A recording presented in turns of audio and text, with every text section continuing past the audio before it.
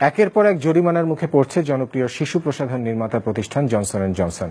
তাদের তৈরি talcum powder ব্যবহারে ক্যান্সার হতে পারে এমন সতর্কতা প্রচারে গাফিলতির কারণে প্রতিষ্ঠানটিকে $11 কোটি জরিমানা করেছে একটি মার্কিন আদালত। আরও প্রায় 2,500 মামলা ঝুলছে তাদের সামনে। Desk report. এশিয়া, ইউরোপ কিংবা আমেরিকা, জনসন অ্যান্ড জনসনের এসব প্রসাধনী পণ্যের চাহিদা আছে গোটা বিশ্বে। মূলত শিশুদের জন্য হলেও বড়দের কাছে তার নির্ভরতা কম নয়। তেমনি একটি পণ্য তাদের বেবি পাউডার। মার্কিন যুক্তরাষ্ট্রের ভার্জিনিয়ার এক নারীর অভিযোগ, 4 দশক ধরে এই পণ্য ব্যবহারের পর তার জরায়ুর ক্যান্সার হয়েছে। এ নিয়ে তিনি মামলা ঠুকে দেন সেন্ট লুইসের আদালতে। রায় এসেছে 62 বছর বয়সী বাদীর পক্ষেই।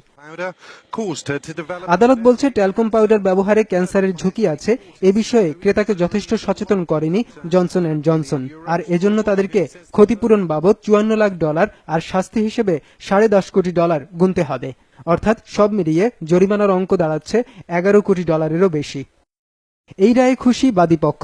তারা বলছে, বৈজ্ঞানিক তথ্য প্রমাণকে নাকচ আর মার্কিন নারীদের প্রতি জনসনের দায়িত্ববোধ এড়িয়ে যাওয়ার বিষয়টি আরও একবার প্রমাণিত হয়েছে। অন্যদিকে জনসন বিবৃতিতে বলেছে, এই রায়ের বিরুদ্ধে তারা আপিল করবে আদালতে। তাদের বিরুদ্ধে এমন আরও 2,400 মামলা ঝুলছে।